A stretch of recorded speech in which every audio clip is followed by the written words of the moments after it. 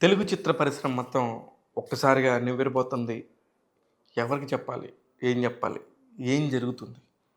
గత 3 రోజులుగా high drama నడుస్తుంది. ఆదివారం ప్రారంభమైంది. సోమవారం, మంగళవారం రాత్రికొచ్చేసరికి పీక్‌కి చేరిపోయింది. ఎలాంటి విచక్షణ కోల్పోయి, ఎవరిని ఏం కొడుతున్నాం, ఎవరిని ఎలా తిడుతున్నాం అనేది కూడా చూడకుండా, ఒకళ్ళ మీద ఒకళ్ళు మాట్లాడుకుంటూ, ఒకళ్ళ మీద ఒకళ్ళు విపరీతమైన పరుష పదజాలంతో ఎలా పడితే అలా మాట్లాడుకుంటూ, ఏం జరుగుతుందో తెలియని పరిస్థితికొచ్చేసారు. ముఖ్యంగా ఒక సమస్య ఒక ఇంట్లో ఉంటే ఒకలా ఉంటది. అది సెలబ్రిటీ సమస్య అయితే ఇంకోలా ఉంటది. దేనికి సెలబ్రిటీ సమస్య అంటున్నానంటే, 'మోహన్ బాబు' గారు ఇవాళ కాదు, గత 50 సంవత్సరాలుగా విశిష్టమైన నటుడనే సంగతి అందరికీ తెలిసిందే. ఒక ఎంతో కష్టపడి ఒక పీఈటీ మాస్టర్ ఒక చిన్న ఊరు నుంచి మోదుగులపాలెం అనే ఒక చిన్న ఊరు నుంచి మద్రాసు వెళ్ళి అక్కడ ఎన్నో కష్టాలు పడి రూపాయికి రూపాయికి ఏడ్చి కూర్చి మొత్తం కోట్లు సంపాదించి తర్వాత స్టార్‌గా ఎదిగి తర్వాత హీరోగా రూపాంతరం చెంది అనేక సినిమాల్లో నటించి గొప్ప పేరు ప్రఖ్యాతులు సంపాదించుకున్నారు. విలన్‌గా ఉన్న రూ. 1,00,00,000 తీసుకున్న ఒకే ఒక్క నటుడు, భారతదేశం గర్వించే నటుడు 'మోహన్ బాబు' గారు. కానీ ఆయనకి ముగ్గురు పిల్లలు. మొదటి భార్యకి మంచు విష్ణు, మంచు లక్ష్మి అయితే రెండో భార్యకి నిర్మల గారికి పుట్టినవారే మంచు మనోజ్ గారు. ఈళ్ళంతా అందరికి తెలిసిన విషయాలే. కానీ ఇంత పరుషాలు వాళ్ళ ముగ్గురు గూడా పిల్లలు నాన్నగారు, నాన్నగారు అంటూ ఎంతో జాగ్రత్తగా బతికే టైము. బయటకొచ్చినా గూడా ఎన్ని ఆడియో ఫంక్షన్‌లు. మిగతా నిజంగా క్రైమ్ రిపోర్టర్స్‌కి వాళ్ళకి తెలీదు గానీ, సినిమాతో తిరిగే వాళ్ళకి, సినిమాలో మమేకమై ఉన్న జర్నలిస్టులకు గానీ, సినిమా వారందరికీ గూడా తెలుసు. వాళ్ళందరికి కూడా మోహన్ బాబు గారంటే ఎంతో ప్రీతి. వాళ్ళంతా చాలా అన్యోన్యంగా గడిచే ఒక ఫ్యామిలీ అని. కట్ చేస్తే ఈ రోజున ఏమైంది? పరిస్థితులు ఎంత దిగజారిపోయాయి. డబ్బు పోతే సంపాదించుకోవచ్చు. హిట్ రాకపోతే హిట్ కోసం ప్రయత్నించొచ్చు. కానీ జీవితం పోతే, పరువు పోతే దాన్ని ఎప్పటికి తీసుకురాగలగాలి? ఎలాగా? మోహన్ బాబు గారంటేనే క్రమశిక్షణ. మోహన్ బాబు గారంటేనే ఒక టైమ్ టు మెయింటైన్ చేసే ఒక వ్యక్తి. మోహన్ బాబు గారంటేనే ఒక సిస్టమాటిక్ లైఫ్‌కి అలవాటు పడిన వ్యక్తి అనుకునే టైంలో ప్రతి ఒక్కళ్ళు కూడా "అరే! మోహన్ బాబు గారు చూడరా 8 గంటలకి షూటింగ్ అంటే 7 గంటల 45 నిమిషాలకి ప్యాకప్‌తో రెడీగా ఉంటారని" చెప్పుకునే పరిస్థితి నుంచి ఈ రోజున ఆ ఫ్యామిలీలాగా ఎవరు ఉండకూడదనే పరిస్థితికొచ్చేసింది పరిస్థితి. ఎందుకు?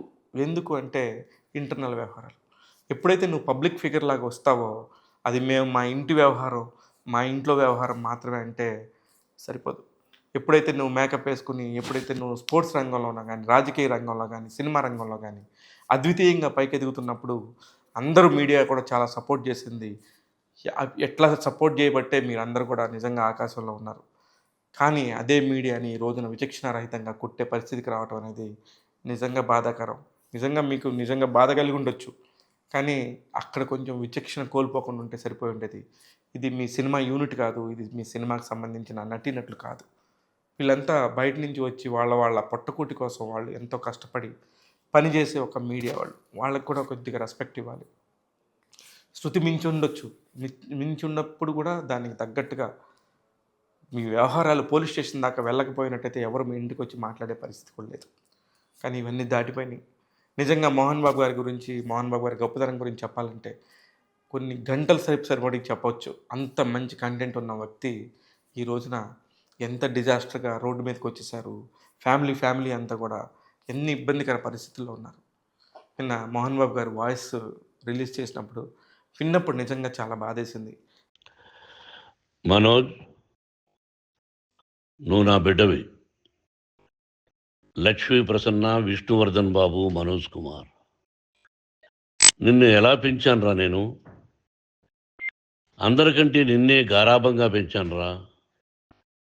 నీకే ఎక్కువ ఖర్చు పెట్టి చదివించాలని ప్రయత్నం చేశానురా. నువ్వు ఏది అడిగినా నేను నీకు ఇచ్చానురా. కానీ ఈ రోజున నువ్వు చేస్తున్న పని బిడ్డల గుండెల మీద తంతారంటారే, అలా తన్నేవరా. మనసు ఆవేదనతో కింగిపోతుందిరా. నేను మీ అమ్మ ఏడ్చుకుంటున్నావురా. జర్నలిజం ఉన్నది లేనిది, లేనిది ఉన్నట్టు రాస్తున్నారా. నువ్వు నన్ను కొట్టడం ఏంట్రా? నా బిడ్డ నన్ను తాకలా. ఇద్దరం ఘర్షణ పడ్డాం కొన్ని కారణాల వల్ల. భారత భాగవత రామాయణాలు చూశావు కదరా. ఏమిటిది? మీ అమ్మ ఎంత కుమిలిపోతుంది ఈ రోజున హాస్పిటల్ చేరింది. నీ వల్ల హాస్పిటల్ చేరుతాను. చూడు మనోజ్, నీకన్నీ ఇచ్చిన ఈ రోజున నువ్వు నా గుండెల మీద తనడమే కాకుండా అపకీర్తి తీసుకొచ్చావు. ఏదేదో రాశావు, ఏదేదో చెప్తున్నావు. కొంతమంది జర్నలిస్టులు ఉన్నది లేనిది ఉన్నట్టు రాసే వాళ్ళ తత్వం వాళ్ళకి, ఎందుకంటే టీఆర్పీ పెరగాలి. ఇది వాళ్ళ నైజం, మనం మార్చలేము. వాళ్ళందరి మీద మన కోర్టుకు వెళ్ళలేము. వాక్ స్వాతంత్రం అంటారు, ప్రజాస్వామ్యం అంటారు. ప్రజాస్వామ్యంలో కూడా కొన్ని హద్దులు ఉన్నాయి. ఇది నీకు తెలుసు అనుకున్నా. ఎంత మంచి నటుడివి నువ్వు. నీ భార్య మాటలు విని తాగుడుకు అలవాటు పడిపోయావు. ఎవరిని నమ్మాలో ఎవరిని నమ్మకూడదో పరిస్థితి తీసుకొచ్చావు. విద్యాలయాలు ఎంత గొప్పవిరా. మనం 25% కులమతాలకు అతీతంగా ఫ్రీ ఎడ్యుకేషన్ ఇస్తున్నాంరా. క్యాస్ట్ అనేది తీసేశాను రా 92లో ప్రాస్పెక్ట్స్లో. నువ్వు చదువుకున్నావురా. అక్కడ చదువుకున్న బిడ్డలు ఐఏఎస్ ఐపీఎస్ అయ్యారా. ఎంతోమంది గొప్పవాళ్ళు అయ్యారా. నువ్వు నటుడుగా ఎంతో గొప్పవాడివి. తాగుడు కలవాడబడి నువ్వు నీ భార్య ఇంట్లో బిహేవ్ చేస్తున్న విధానం ఆ భగవంతుడు సర్వేశ్వరుడు తెలుసు. భగవంతుడు చూస్తున్నాడు రా. నేను తప్పు చేసినా, నువ్వు తప్పు చేసినా, ఎవరు తప్పు చేసినా. ఎంత అవకాశం ఇచ్చావు మాట్లాడుకునేదానికి అందరికీ. ఇన్ని సంవత్సరాల్లో మన విద్యాలయాల్లో ఒక్క తల్లి కానీ ఒక తండ్రి కానీ ఏమైనా చెప్పారా? ఆ బిడ్డలు మన బిడ్డలు రా. మీరెంతో నాకు అక్కడ ఉన్నవాడు కూడా నా కూతుర్లు, నా కుమారులు. ఎంతమందికి ఫ్రీ ఎడ్యుకేషన్ ఇస్తున్నావు. వాడి దగ్గర ఏది ఆశించలా. నువ్వు ఎందుకు ఇలా తయారైపోయావు? ఎందుకు ఇంట్లో ఉండే పని వాళ్ళందరినీ కొడుతున్నావు? వాడు పని చేసుకోవడానికి మన ఇంటికి వచ్చాడు రా. ఆ పనివాడిని కొట్టడం చాలా మహాపాపంరా. తల్లిదండ్రులు చాలా గొప్పవాళ్ళు రా. కొంతమందికి డబ్బు కట్టలేకపోవచ్చు, కట్టని వాళ్ళకు కొంత సహాయం చేసాం. అంతా సహాయం చేయలేము. బ్యాంకుల్లో డబ్బు కట్టాలి, లెక్చరర్స్కి డబ్బులు ఇవ్వాలి, యూనివర్సిటీ బ్రహ్మాండంగా నడపాలంటే మంచి లెక్చరర్స్ కావాలి. ఇవన్నీ తెలిసి చేస్తున్నావురా 32-33 సంవత్సరాల నుంచి. అది పక్కన పెడితే అందరినీ కొట్టడానికి వస్తావు. మీ అన్నం తిడతావు. ఒక వ్యక్తి వినయ్ గారని ఆయన వ్యక్తి హెల్ప్ చేయడానికి వస్తే ఆ వినయ్ చంపేస్తాను వాడు అన్నావు. ఇవన్నీ ఎంత తప్పురా. అంటే మీ నాన్నగారికి ఎవరు సహాయం చేయడానికి వస్తే వాళ్ళందరినీ కొడుకులు అంటావు. చంపేస్తానంటావు. మీ అన్నను చంపేస్తానన్నావు. చంపరా చూద్దాం మీ అన్న. నేనే అన్నా. తాకరా నీ ధైర్యం ఉంటే అన్నా. ఎంతమందిని చంపాలనుకుంటున్నావు? ఎంతమందిని చేయాలనుకుంటున్నావు? నువ్వు ఏం సాధించాలనుకుంటున్నావు? ఆలోచించుకో. ఈ ఇంట్లోకి అడుగు పెట్టడానికి నీకు అధికారం లేదు. ఇది నా కష్టార్జితం. మా నాన్నగారు 10 రూపాయలు 10 పైసలు కూడా ఇవ్వలేదురా. మంచి జన్మనిచ్చాడు మా నాన్నగారు. మద్రాసుకు వెళ్ళి వీధుల్లో అడుగు తిన్నాను రా. ఒక పూట కూడా భోజనం లేకుండా అడుగు తిన్నాను రా. న్యాయంగా మోహన్ బాబు తిడతాడు కొడతాడంటారు కానీ మోసగడనం లేదురా. నీట్ పార్లమెంటేరియన్గా బయట వచ్చాను రా. నువ్వు నా పరువు ప్రఖ్యాతులు మంట కలిపావు. ఏమిటి నేను చేసిన అన్యాయం? నీకు జన్మనిచ్చాను, అదా నేను చేసిన పాపం. అందుకే ఇది నా ఇల్లు అన్నావు. నువ్వు నీ ఇల్లు కాదు. నీ కష్టార్జితంతో నువ్వు సంపాదించుకున్న ఇల్లు నీది. ఇది నా డబ్బు, నా కష్టార్జితం. నా కష్టార్జితంలో నేను పిలిస్తేనే మీరు ఇంట్లోకి రావాలి. అటువంటిది పోగొట్టుకున్నావు నువ్వు. ఆస్తులు అంటావా? ముగ్గురికి సమానంగా రాయాలా లేదా అది నా ఇష్టం. ఆస్తులు ఇస్తానా, లేకపోతే గంగపాలు చేస్తానా, లేకపోతే ఎవరికైనా దానధర్మాలు చేస్తానా, అది నాకు సంబంధించిందిరా. నా కష్టార్జితం రా. మీరు చేస్తున్న విధానం గుణగణాలు కావాలరా. మందు తాగచ్చురా. ఎంత తాగాలి? నేను కూడా 1 or 2 పెగ్స్ తీసుకుంటా. ఇది తప్పు కాదు, జనానికి తెలియాలి. నా డబ్బు ఇది. తాగి ఎవరిని కొట్లా. తాగి నేను తింటున్నా. అది ప్రజలకు అక్కర్లా. నేను తప్పు చేస్తేనే ప్రజలకు కావాలా.